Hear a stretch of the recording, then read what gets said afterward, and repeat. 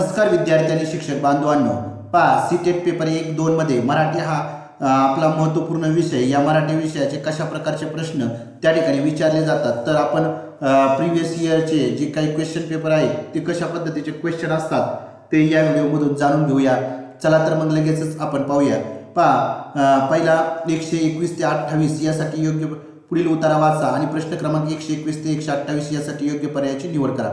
हा उतारा आपल्याला व्यवस्थित वाचायचा आहे. पहा, पडणाऱ्या पावसाच्या आवाजाच्या आकर्षणाबरोबर मला आणखी एका आवाजाचं आकर्षण वाटे. तो आवाज म्हणजे घुबडाचा आवाज. आमच्या घराजवळ ओट्याच्या पलीकडे वडाचं खूप मोठं झाड आहे. त्या झाडावर बसून मध्यरात्री घुबड घुमत असे. त्याचा भूतकाळ ऐकला की काळजाला धडकी बरे. एकीकडे पावसाची संततधार लागलेली असे. त्याचा रपरप आवाज काळोखाची भयांता वाढावी. त्या भयांतेत घुबडाचा आवाज भर घाले. घुबड घुमायला लागलं की मी टक्क जागी होई. आईला किंवा मोठ्या बहिणीला बिलगे. कानात प्राण आणून तो आवाज ऐके. खूप वेळ तो आवाज सहन होत नसे. काळजाचे ठोके वाढायला लागले. श्वास अडकायला लागले. भिंतीने किंकाळी फोडावी वाटली की मी उठून धूम पळत सुटे. ओसरीवर बाबांची कॉट असे. माझ्या धावत येण्याची चाहूल त्यांना बरोबर लागे.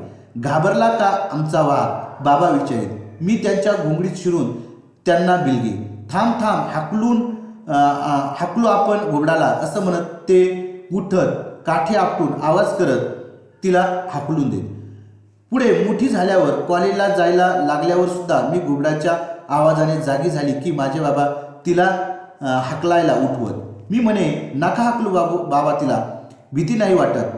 खोल खोल विवारातून घुमत आल्यासारखा तिचा घुमारा काळजाला पीळ पाडू लागला की मी कुठल्या तरी अज्ञात विश्वास निघून जात असे. घुबडाच्या आवाजा इतकाच भुरळ घालणारा आणि भीती वाटायला लावणारा दुसरा आवाज म्हणजे डोबीचा धबधबा. पुराचं पाणी खडकावर कपारींना आपटत आपटत फेसाळत पुढे जाऊन 50-60 फूट खोल दरीसारख्या भागात कोसळे. त्या कोसळण्याचा धाप धाप आवाज रात्रीच्या नीरव शांततेत भेसूर वाटे. जीवाचा कान करून काळजावर आपटणारा तो आवाज मी झोप लागेपर्यंत ऐकत असे. अशा पद्धतीचा हा खूप मोठा उतारा आपल्याला वाचायचा होता आणि त्या उतार्यावरती आधारित प्रश्न सोडवायचे होते. आता पहा, लेखिकेला पावसाबरोबरच आणखी कोणत्या गोष्टीचे आकर्षण वाटते? शेजारचा ओढा, घुबडाचा आवाज, वडाचं झाड आणि काळोख. पहा, आता या ठिकाणी आपल्याला 121व्या प्रश्नाचं उत्तर पहिल्याच ओळीमध्ये आपल्याला दिसतंय. पहा, पडणाऱ्या पावसाच्या आवाजाच्या आकर्षणाबरोबर मला आणखी एक आकर्षण वाटायचं आणि ते म्हणजे घुबडाचा आवाज. तो म्हणजे घुबडाचा आवाज. म्हणजेच या ठिकाणी आपल्या पहिल्या प्रश्नाचं लेखीला पावसाबरोबर आणखी कोणत्या गोष्टीचे आकर्षण वाटायचं, तर त्याचं उत्तर असणार आहे पर्याय क्रमांक 2, घुबडाचा आवाज. त्यानंतर घुबड घुमायला लागल्यावर लेखीची जी परिस्थिती होत असते त्यातील चुकीची गोष्ट कोणती? आई बहिणीला बिलगणे, कानात प्राण आणून आवाज ऐकणे, काळजाचे ठोके वाढणे, आनंदाने नाचायला लागणे. पहा, आता आईला आणि बहिणीला बिलगायचे हे बरोबर आहे.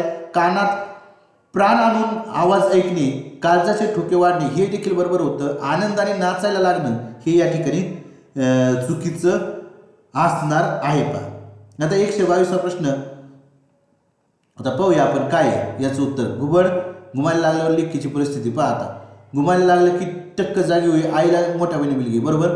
कानात प्राण आणून तो आवाज ऐके. खूप वेळ तो आवाज सहन होत नसे. काळजाचे ठोके वाढायला लागले. पहा, श्वास अडकायला लागले. भीतीने किंकाळ पडावी लागली की मी उठून ओसरीवर धावत जाऊन चावल त्यांना बरोबर लागले. शिरून बिलगे. थांब थांब, हाकलून.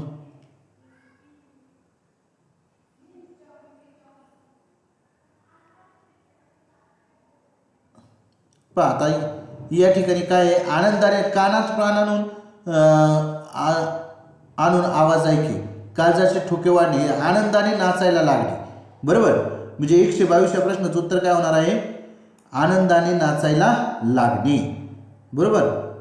आनंदाने नाचायला लागणे ही चुकीची गोष्ट कोणती? त्यानंतर रात्रीची नीरव शांतता कशामुळे भंग पावायची? तर पहा, या ठिकाणी कशामुळे भंग पावायची रात्रीची नीरव शांतता? तर रात्रीची नीरव शांतता पहा, आता या ठिकाणी दिलेली आहे आपल्याला. रात्रीची नीरव शांतता,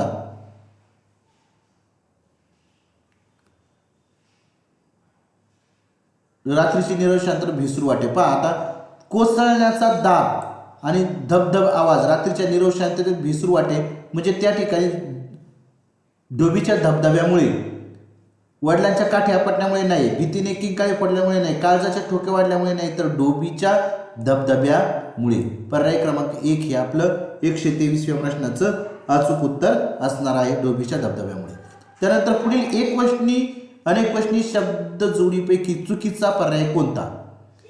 पुढील एकवचनी अनेकवचनी जोडीपैकी चुकीचा पर्याय कोणता? ठोका ठोके, किंकाळी किंकाळ्या, दरी दर्या, खडक खडकी.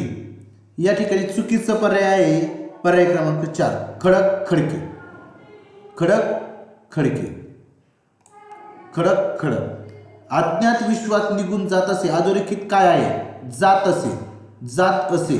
या ठिकाणी काय आहे? संयुक्त क्रियापदे. अज्ञात विश्वात निघून जात असे, जात असे, निघून. विवर या शब्दाचा समानार्थी नसलेला शब्द. आता विवरचा समानार्थी शब्द कोणता नाही? विवर या शब्दाचा समानार्थी शब्द जात असे, निघून जात असे. विवर या शब्दाचा समानार्थी शब्द, विवर या समानार्थी नसलेला शब्द ओळखा. विवर. आता या ठिकाणी आपल्याला काय दिले? विवर. विवर काय आहे? विवर, विवर.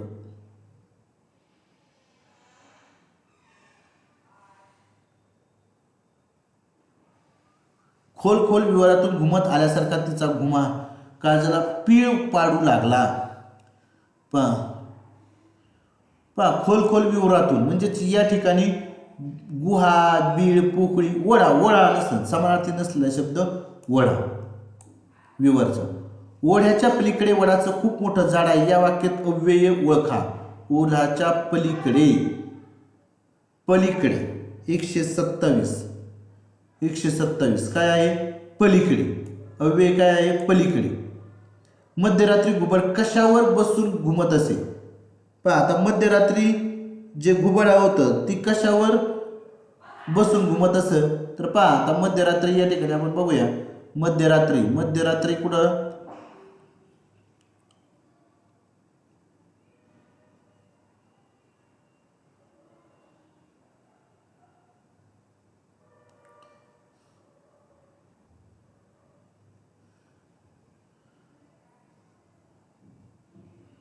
झाडावर बसून मध्यरात्री घुबड घुमत असे, झाडावर बसून.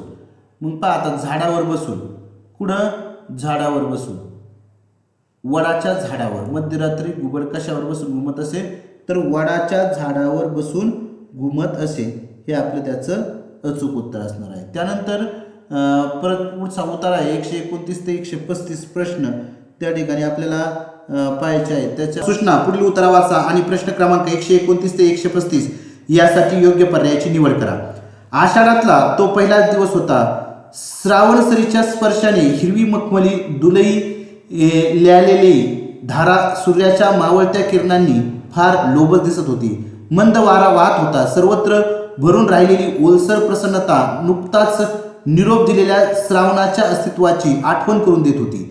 त्याच परिसरात हिरव्यागार माळरानावर तितक्याच हिरवाईने ओथंबलेली एक लहानशी टेकडी दिसली.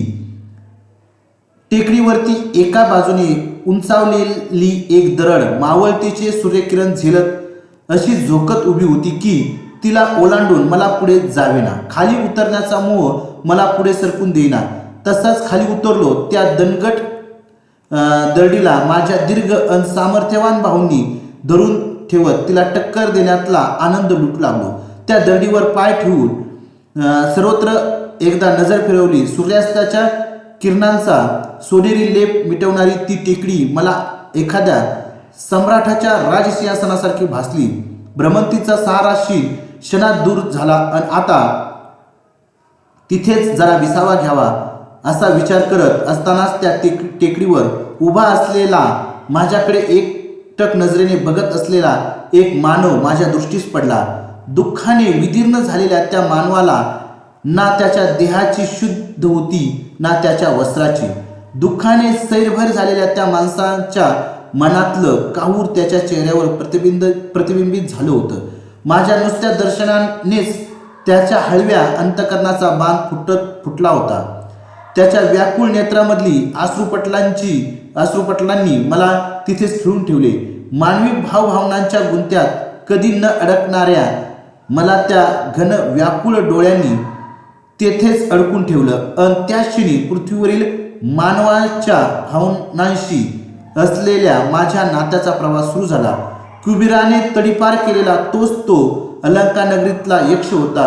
विरह वेदनेने विद झालेला करुणार्थ रामगिरीवर बरसणाऱ्या श्रावण सरींनी कधी त्याला भिजवलं असेल.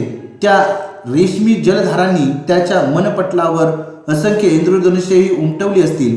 प्रिय पत्नीच्या आठवणीचं हिरवेगार मोरपीस त्याच्या मनात थरारलं असावं. अशा वेळी अचानक समोर आलेल्या मला पाहून यक्षाला काय वाटलं असेल बरं? खूप मोठा या ठिकाणी हा पॅरेग्राफ आपल्याला देण्यात आलेला आहे.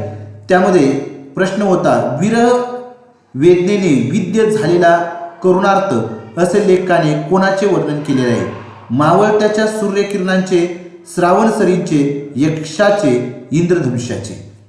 हा 129वा प्रश्न आहे. याचं अचूक उत्तर आहे यक्षाचे. विरह वेदनेने विद्य झालेला करुणार्थ असे लेखकाने कोणाचे वर्णन केले? तर यक्षाचे. लेखकाने सम्राटाच्या राजसिंहासनाची उपमा कोणाला दिली आहे? टेकडीला, इंद्रधनुष्याला, हिरव्या माळरानाला, रामगिरीला. तर या 130व्या प्रश्नाचं उत्तर आहे टेकडीला. लेखकाने सम्राटाच्या राजसिंहासनाची उपमा कोणाला दिली? टेकडीला. त्यानंतर 131वा प्रश्न, श्रावणाच्या अस्तित्वाची आठवण करून देत होती यातील अधोरेखित काय आहे? देत होती हे काय आहे? तर याचं अचूक उत्तर आहे संयुक्त क्रियापद आहे. देत होती हे काय आहे? संयुक्त क्रियापद. त्यानंतर अशी झोकात उभी होती की तिला ओलांडून मला पुढे जावे ना यातील अधोरेखित शब्द ओळखा. की काय आहे? तर या ठिकाणी की आहे की या ठिकाणी शब्दयोगी अव्यय, उभययोगी अव्यय, न्यूनत्वबोधक अव्यय आणि विकल्पबोधक अव्यय. अशी झोकात होती की तिला ओलांडून मला पुढे जावे ना.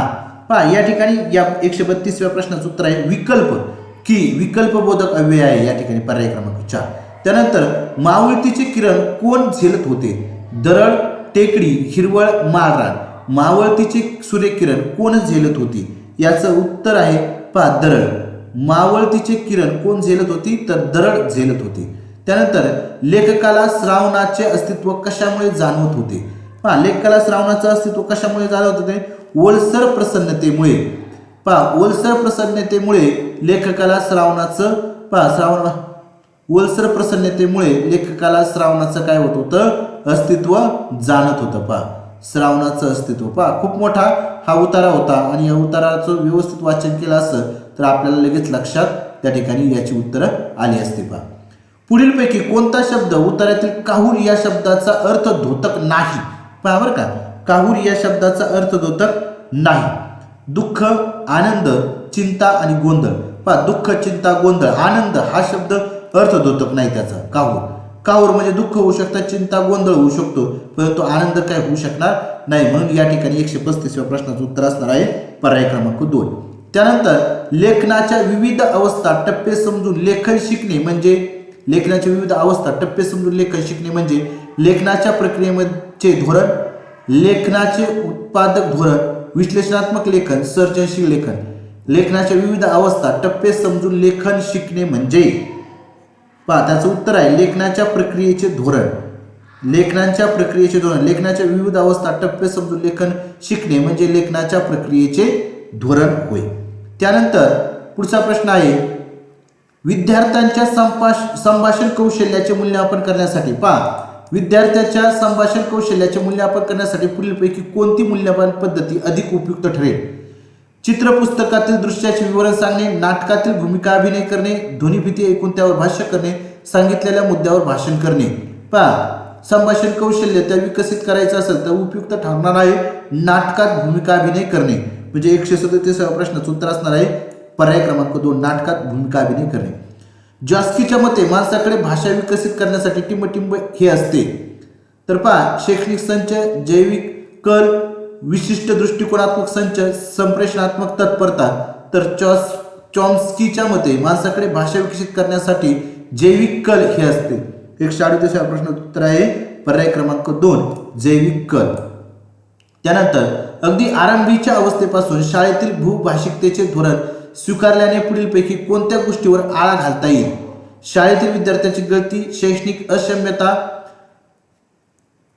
अक्षमता, एखाद्याची त्याची भाषा लुप्त होणे, सुमार संभाषण कौशल्य. अगदी प्रारंभीच्या अवस्थेत शाळेतील बहुभाषिकतेचे धोरण स्वीकारल्यामुळे पुढीलपैकी कोणत्या गोष्टीवर आळा घालता येईल? तर त्याचं अचूक उत्तर आहे पहा, एखाद्याची त्याची भाषा लुप्त होणे या गोष्टीवर आळा घालता येईल. त्यानंतर 140वा प्रश्न आहे, नवीन पाठाची सुरुवात करण्यापूर्वी तुम्ही विद्यार्थ्यांना तरतरीत होण्यासाठी गमती जमतीच्या गोष्टी करायला लावता, हे करण्याचे कारण? विद्यार्थ्यांना वर्गासाठी प्रेरित करणे, शिक्षक म्हणून स्वतःला भार हलका करणे, पाठ सुरू करण्यापूर्वी वर्गात अनुशासन करणे, विद्यार्थ्याचे लक्ष वळवणे. विद्यार्थ्यांना वर्गासाठी प्रेरित करणे पर्याय क्रमांक 1 हा अचूक उत्तर असणार आहे. त्यानंतर अध्ययनाचा सिद्धांत म्हणून विधायकतावाद मानते. शिकणे हे वैयक्तिक गुणविशेष आहे. सर्व विद्यार्थी भाषा शिकू शकत नाही. शिकणे ही पूर्णतः मानसिक घटना आहे. शिकणे ही सामाजिक गुंफण आहे. पहा, या ठिकाणी अध्ययनाचा सिद्धांत म्हणून विधायकतावाद मानते की शिकणे हा सामाजिक काय आहे? गुंफण आहे. शिकणे ही सामाजिक गुंफण आहे. त्यानंतर पुढचा प्रश्न, अनेकदा माणसे एकाच वाक्यात अनेक भाषाचे घटक गुंफतात असे करणे म्हणजे? अनेकदा माणसे एकाच वाक्यात अनेक भाषाचे घटक गुंफतात असे करणे म्हणजे भाषा बदल, भाषा मिश्रण, समाज भाषा विज्ञान, बोली. तर भाषा मिश्रण काय? अनेकदा माणसे एकाच वाक्यात अनेक भाषा घटक गुंफतात असे करणे म्हणजे काय? भाषा मिश्रण होय. असे करणे म्हणजे काय? तर भाषा मिश्रण हे होय. विद्यार्थ्यांना अनेकदा भाषेच्या वैशिष्ट्यपूर्ण उच्चारण नियमामुळे बोलण्यात अडचण येते. या अडचणीवर मात करण्यासाठी कोणता उपाय उपयुक्त आहे? पहा, या 143 प्रश्नाचं अचूक उत्तर असणार आहे खेळ सदृश उपक्रम करणे, ज्यातून वर्गात मौखिक संभाषण करावे लागेल. त्यानंतर पुढचा प्रश्न, कादंबरी वाचणे हे कशाचे उदाहरण आहे? तर या ठिकाणी कादंबरी वाचणे हे कशाचे उदाहरण आहे? तर त्याचं अचूक उत्तर आहे विस्तृत वाचन याचं उदाहरण आहे. त्यानंतर पुढचा प्रश्न आहे, निबंधात अवतरण वापरणे याचे प्राथमिक उद्दिष्ट कोणते? तर अवतरण आपण कशासाठी वापरतो? तर गुंतागुंतीचा मुद्दा स्पष्ट करणे याच्यासाठी अवतरण वापरलं जातं. त्यानंतर इयत्ता 8वीची शिक्षिका विद्यार्थ्यांना एक लेख देते. या लेखाचा दर्जा त्याच्या पातळीपेक्षा किंचित वरचा आहे. विद्यार्थ्यांनी त्या संबंधाने अनेक उपक्रम करायचे आहेत. या उपक्रमाला काय म्हणता येईल? तर त्याचं अचूक उत्तर आहे आकलनीय आदान. आकलनीय आदान असं त्या ठिकाणी म्हणता येणार आहे. त्यानंतर व्याकरणाचे शिक्षण प्रामुख्याने कोणत्या बाबीत उपयुक्त ठरते? उगवता, अचूकता, साक्षरता, अंक साक्षरता. व्याकरणाचे शिक्षण प्रामुख्याने कोणत्या बाबतीत अचूक ठरतं म्हणजे उपयुक्त ठरतं? तर अचूकतेच्या बाबतीत. कशाच्या बाबतीत? अचूकता. म्हणजेच पर्याय क्रमांक 2 हे 147 प्रश्नाचं उत्तर असणार आहे. त्यानंतर 148 प्रश्न आहे, व्याकरण शिक्षणाचे उद्दिष्ट म्हणजे विद्यार्थ्यांना संभाषण करण्यास प्रवृत्त करणे. पुढीलपैकी कोणती वृत्ती या उद्दिष्टाशी सुसंगत नाही? तर या 148 प्रश्नाचं उत्तर आहे विद्यार्थ्यांना व्याकरणाच्या प्रत्येक घटकावर प्रभुत्व असणे. हे काय नाहीये? सुसंगत नाहीये. त्यानंतर वाचनात शब्दार्थ मीमांसा संकेत मदतरूप ठरतात. वाचनात शब्दार्थ मीमांसा संकेत मदतरूप ठरतात. तर त्याचं अचूक उत्तर आहे अर्थ लावण्याच्या प्रक्रियेला मदतरूप ठरते. त्यानंतर भाषा अध्ययन अध्यापनाची कोणती पद्धत असे म्हणते की भाषा ही एक सवय आहे? आता याचं उत्तर आहे श्राव्य भाषिकता. म्हणजे भाषा अध्ययन अध्यापनाची कोणती पद्धत असे म्हणताय की भाषा ही एक काय आहे? सवय आहे. त्याचं उत्तर आहे श्राव्य भाषिकता. अशा पद्धतीने आपण ही मराठी विषयाची जी सीटेट पेपर 2चा जो पेपर होता तो कशा पद्धतीचा असतो हे या व्हिडिओमध्ये पाहिलेलं आहे. जर आपल्याला हा व्हिडिओ आवडला असेल तर आपला चॅनल VPN गुरु या चॅनलला सबस्क्राईब करा आणि हा व्हिडिओ नक्कीच तुमच्या मित्रांना शेअर करा. धन्यवाद.